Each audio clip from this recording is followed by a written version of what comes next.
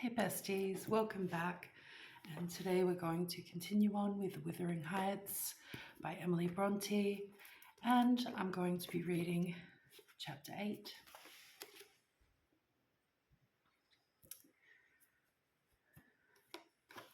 I've got my cup of tea. I've got my coffee. I've got my breakfast. Anyway.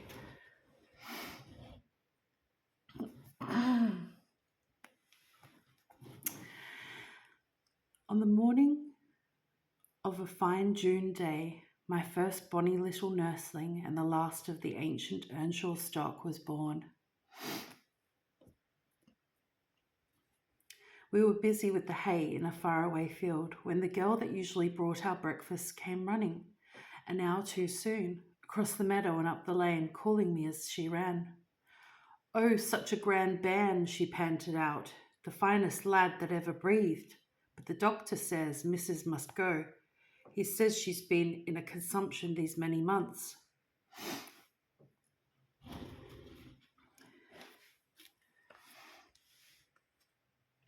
I heard him tell Hindley, "And now she has nothing to keep her, and she'll be dead before winter. You must come home directly. You're to nurse it, Nellie, to feed it with sugar and milk, and take care of it day and night. I wish I were you, because it will be all yours when there is no missus." "But is she very ill?" I asked, flinging down my rake and tying my bonnet. "I guess she is, yet she looks bravely," replied the girl, "and she talks as if she thought of living to see it grow a man. She's out of her head for joy. It's such a beauty. If I were her, I'm certain I would not die. I should get better at the bare sight of it, in spite of Kenneth." I was fairly mad at him.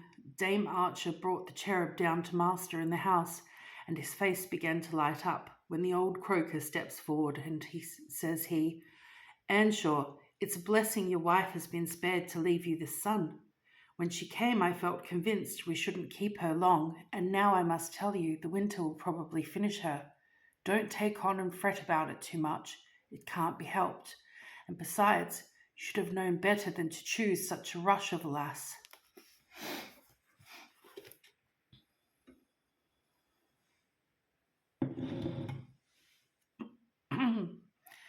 "And what did the master answer?" I inquired. "I think he swore, but I didn't mind him. I was straining to see the bairn." And she began again to describe it rapturously.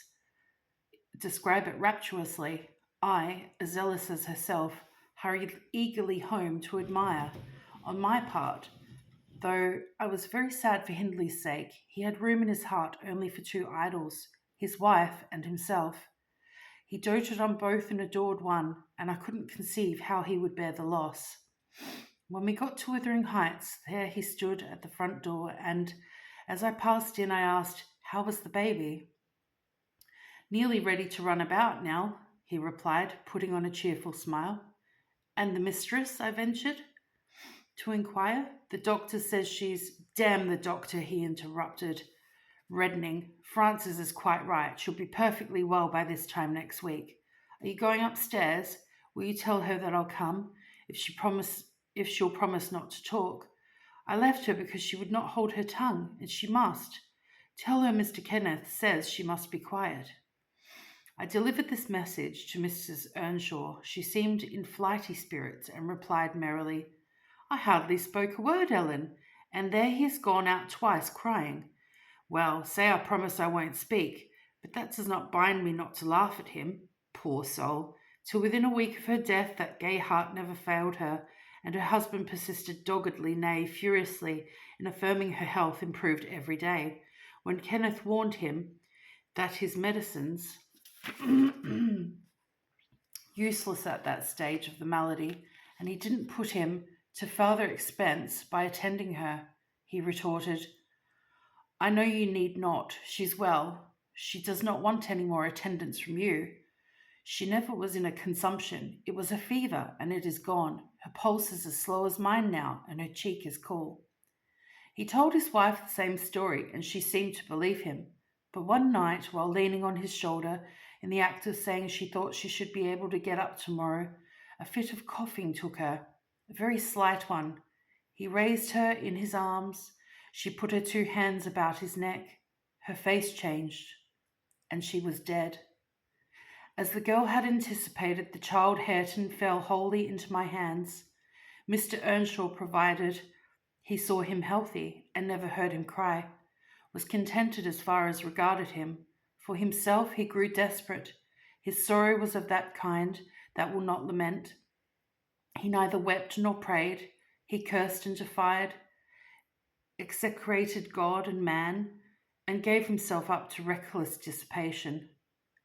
The servants could not bear his tyrannical and evil conduct long. Joseph and I were the only two that would stay. I had not the heart to leave my charge, and besides, I had been his foster sister and excused his behaviour more readily than a stranger would. Joseph remained to Hector over tenants and labourers, and because it was his vocation to be where he had plenty of wickedness to reprove. The master's bad ways and bad companions formed a pretty example for Catherine and Heathcliff. His treatment of the latter was enough to make a fiend of a saint, and truly it appeared as if the lad were possessed of something diabolical at that period. He delighted to witness Hindley degrading himself past redemption, and became daily more notable for savage sullenness and ferocity.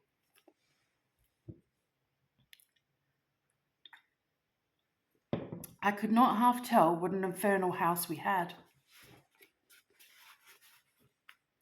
The curate dropped calling, and nobody decent came near us. At last, unless Edgar Linton's visits to Miss Cathy might be an exception, at 15 she was the queen of the countryside. She had no peer, and she did not turn out a haughty, headstrong creature.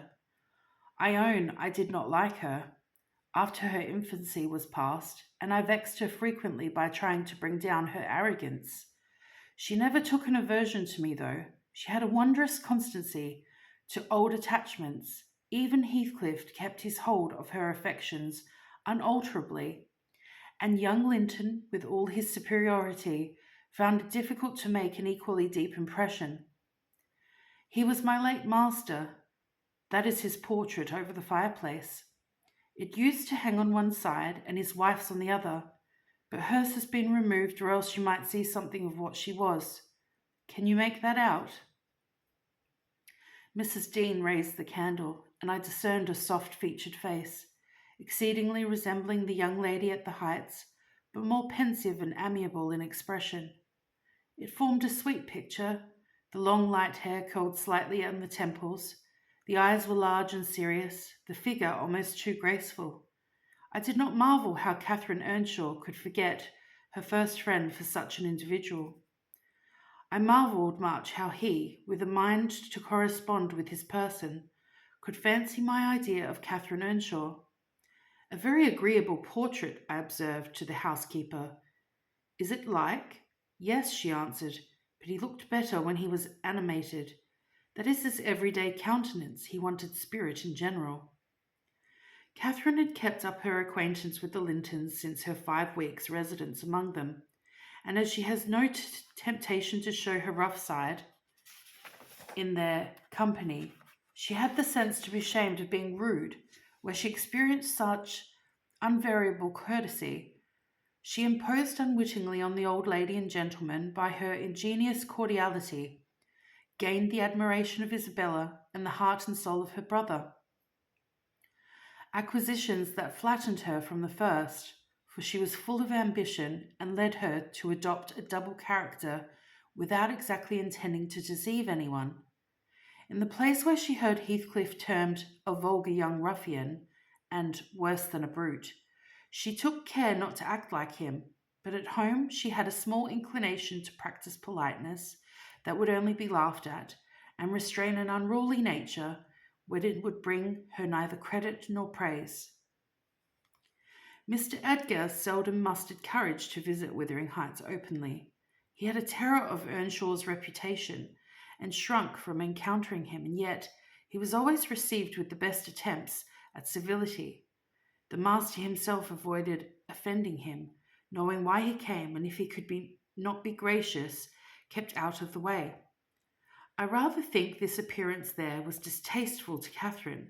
She was not artful, never played the coquette, and had evidently an objection to her two friends meeting at all. For when Heathcliff expressed contempt of Linton in his presence, she could not half coincide, and she did it as she did in his absence. And when Linton evinced disgust and antipathy to Heathcliff, she dare not treat his sentiments with indifference, as if depreciation of her playmate were scarcely any consequence to her. I've had many a laugh at her perplexities and untold troubles, which she vainly strove to hide from my mockery. That sounds ill natured, but she was so proud, and it became really impossible to pity her distresses, till she should be chastened into more humility. She did bring herself finally to confess and confide in me. There was not a soul else that she might fashion into an adviser. Mr. Hindley had gone from home one afternoon, and Heathcliff presumed to give himself a holiday on the strength of it.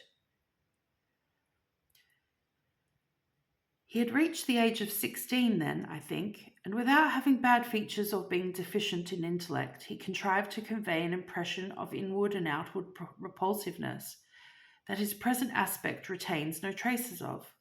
In the first place, he had by that time lost the benefit of his early education, continual hard work, began soon and concluded late, had extinguished any curiosity he once possessed in pursuit of knowledge, and any love for books or learning. His childhood's sense of superiority instilled into him by the favours of old Mr. Earnshaw was faded away. He struggled long to keep up an equality with Catherine in her studies, and yielded with poignant though silent regret, but he yielded completely, and there was no prevailing on him to take a step in the way of moving upward, when he found he must necessarily sink beneath his former level. Then personal appearance sympathized with mental deterioration. He acquired a slouching gait, an ignoble look. His naturally reserved disposition was exaggerated into an almost idiotic excess of unsociable moroseness, and he took a grim pleasure, apparently, in exciting the aversion rather than the esteem of his few acquaintance. Catherine and he were constant companions still, at his seasons of respite from labour, but he had ceased to express his fondness for her in words, and recoiled with angry suspicion from her girlish caresses, as if conscious there could be no gratification in lavishing such marks of affection on him. On the before-named occasion he came into the house to announce his intention of doing nothing.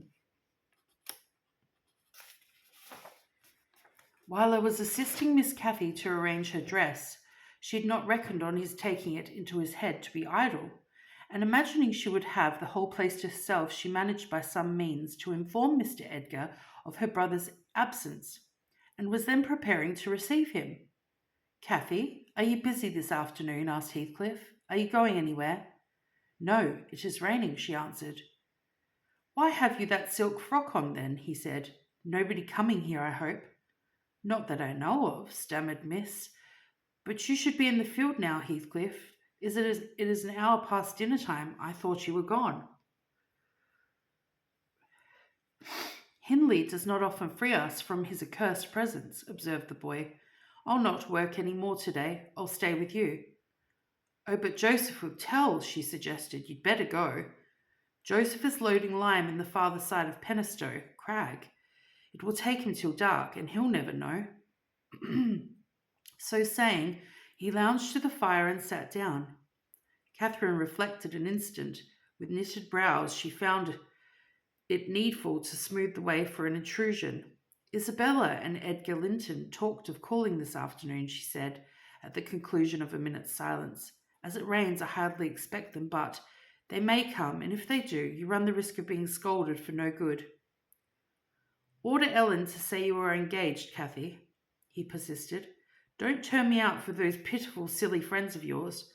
I'm on the point sometimes of complaining that but I'll not." "That they what?" cried Catherine, gazing at him with a troubled countenance.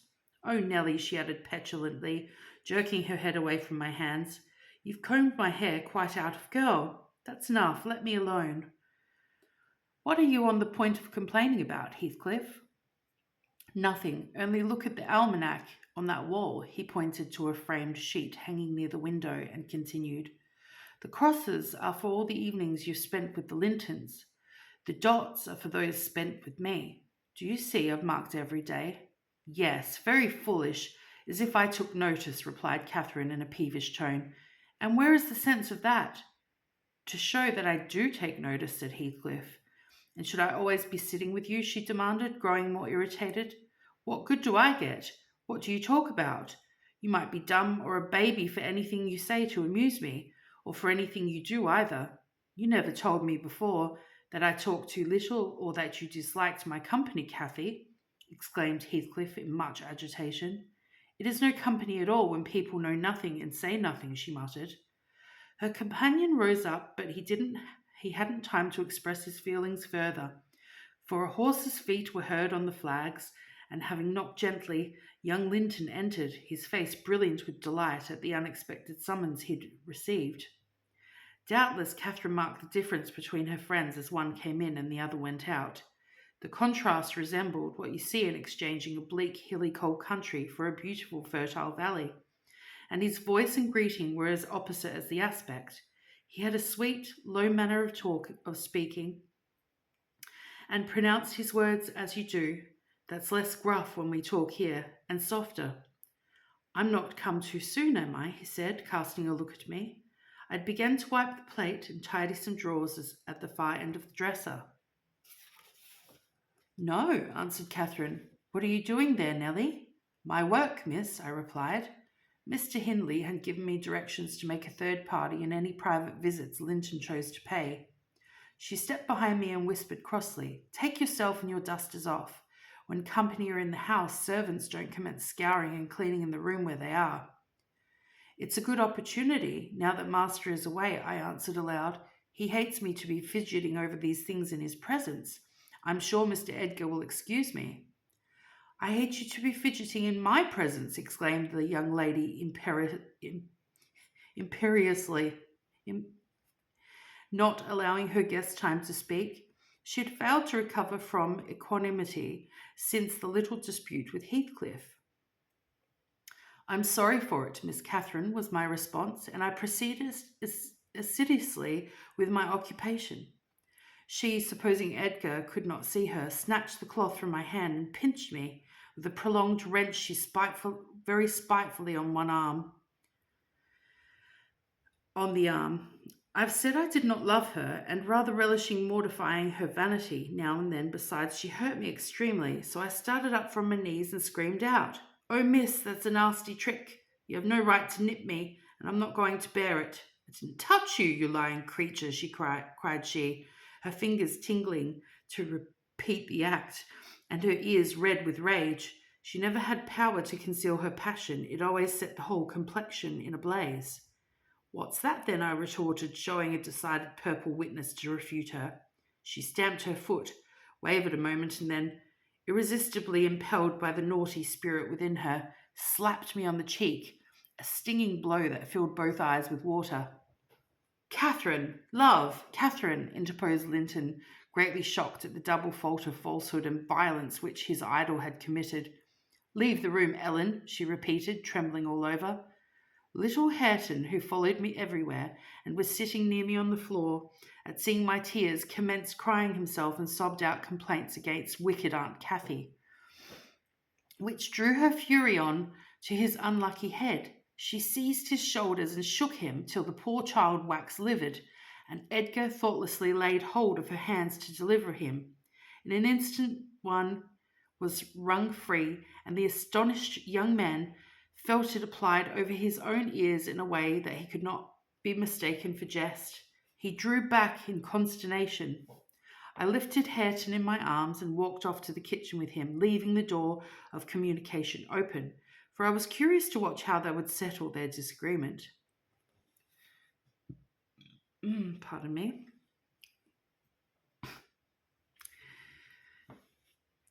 The insulted visitor moved to the spot where he had laid his hat, pale and with a quivering lip. That's right, I said to myself. Take warning and be gone. It's a kindness to let you have a glimpse of a genuine disposition. Where are you going? Demanded Catherine, advancing to the door. He swerved aside and attempted to pass. You must not go, she exclaimed energetically. I must and shall, he replied in a subdued voice. No, she persisted, grasping the handle. Not yet, Edgar Linton. Sit down. You should not leave me in that temper. I should be miserable all night, and I won't be miserable for you. Can I stay after you have struck me? Asked Linton. Catherine was mute. You've made me afraid and ashamed of you, he continued. I'll not come here again. Her eyes began to glisten and her lids twinkle. And you told a deliberate untruth, he said. I didn't, she cried, recovering her speech. I did nothing deliberately. Well, go if you please, get away, and now I'll cry myself sick. She dropped down on her knees by a chair and set to weeping in a serious earnest. Edgar preserved in his resolution as far as the court there, he lingered. I resolved to encourage him. Miss is dreadfully wayward, sir, I called out. As bad as any marred child. You'd better be riding home or else she will be sick, only to grieve us. The soft thing looked askance through the window. He possessed the power to depart as much as a cat possesses the power to leave a mouse half killed or a bird half eaten. Ah, I thought, there will be no saving him, he's doomed and flies to his fate. And so it was, he turned abruptly, hastened into the house again, shut the door behind him, and when I went in a while after to inform them that Earnshaw had come home rabid drunk, ready to pull the old place about our ears, his ordinary frame of mind in that condition, I saw the quarrel had merely effected a closer intimacy, had broken the outwards of youthful timidity, and enabled them to forsake the disguise of friendship and confess themselves lovers. Intelligence of Mr. Hindley's arrival drove Linton speedily to his horse and Catherine to her chamber. I went to hide little Hareton and to take the shot out of the master's fowling piece, which he was fond of playing with in his insane excitement, to the hazard of the lives of any who provoked or even attracted his notice too much. And I had hit upon the plan of removing it, that he might do less mischief, if he did go to the length of firing the gun.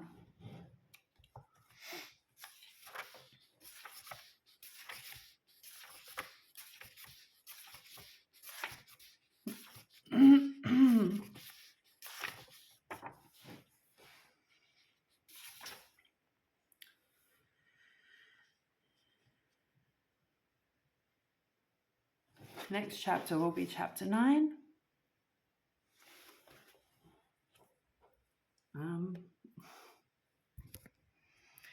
I'll read that next time. It's quite a long chapter. Thanks for reading along with me, and I'll see you next time. Bye, besties.